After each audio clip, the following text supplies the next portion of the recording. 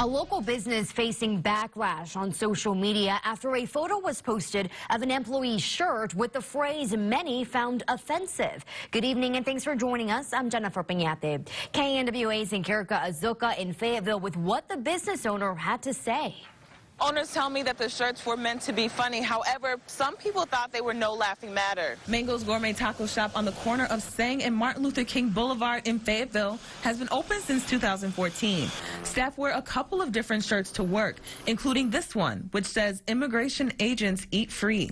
Some people on Facebook and Twitter called the shirt insensitive and disgusting to the Latino community because of their history with immigration enforcement officers. However, others felt people were making too big a deal, including owner Anthony Oseguera, who is a Mexican immigrant himself.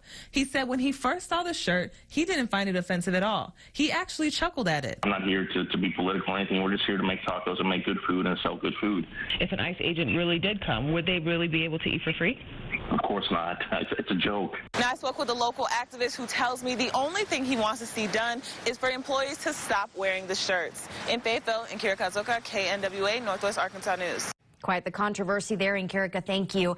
Earlier this year, the Apostolic Faith Church in Springdale ruffled a few feathers with its marquee message that said, "Heaven has strict immigration laws, hell has open borders." At the time, church leaders told KNWA they didn't intend for the message to come off as racial or political. The chief building official for the city of Springdale tells us the city does not have control over the content a church puts on a marquee unless it's advertising another business. People in Centerton say they are fed up with the mayor and will continue to petition him out of office. In an exclusive interview, KNWA's Katie Davila sat down with one resident who says he will do whatever it takes to make sure his city is in the right hands again. Katie. The Recall the Mayor petition was started last month and so far has gotten over 80 signatures. According to the change.org petition, it focuses on events surrounding city officials in the past year, mostly the handling of the Centerton Police Department. I sat down exclusively with Centerton resident Cody Ellis, who has signed that petition and says he stands behind it. The change.org document has no legal standing, but Ellis says it was created to see what residents thought about the issues going on in their backyard and to get the process started.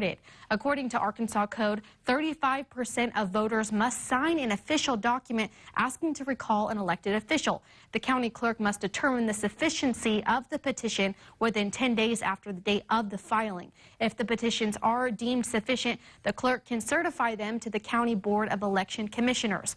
Ellis says while officers in the Centerton Police Department may be the ones creating and causing issues for the city, it all comes down to the leadership they follow. He's at the helm of all of this. He is the driver for the school bus. You have the co-pilot, the co-drivers, Arthur and Harper. But, you know, it all starts at the top. Tonight at 10, Ellis tells me what Centerton residents plan to do next to get, quote, integrity back into the city of Centerton.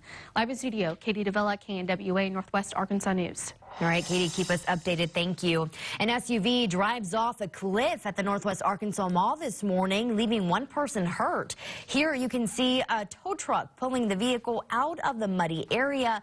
Police say two people were in the SUV when it drove off a road on the north end of the mall and fell down 60 feet into a ravine. It happened around 9 this morning. The passenger was taken to the hospital while the driver ran off. Police believe the driver to be 27-year-old Billy Ray Johnson.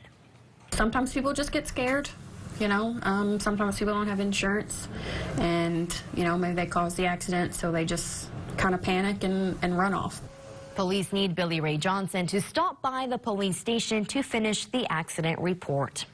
It's a remodel job that no one wants to wake up to. According to Corporal Tiffany Lindley, a truck crashed into a home like you see there. That happened this morning in the 600 block of North Rockcliffe Road. Lindley says there were no injuries, but there is structural damage after the truck and its trailer rammed into the garage of that home.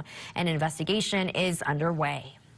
In Washington, as part of National Day of Prayer, President Donald Trump consoled religious leaders from across America and condemned attacks against places of worship. This National Day of Prayer comes less than 1 week after a deadly shooting at a California synagogue. President Trump says his administration won't remain silent. He called for an end to acts of violence and terrorism. To conquer all forms of persecution, intolerance, and hate. Lawmakers from both parties say prayers aren't enough to stop the violence. They say the political rhetoric from the White House all the way to the American public must be toned down. The White House says it's committed to strengthening our nation and says it will take a united effort to move forward. It's the first Thursday of the month, and that means tons of fun. We'll check in live with meteorologist Melissa Hall from the Fayetteville Square, plus hear from head coach Dave Van Horn as his Hogs get set to take on the Kentucky Wildcats this weekend. That's in your Patrol Nation report. But first, Dan, are things finally calming down for us? They are tonight. As you can see, beautiful weather for first Thursday.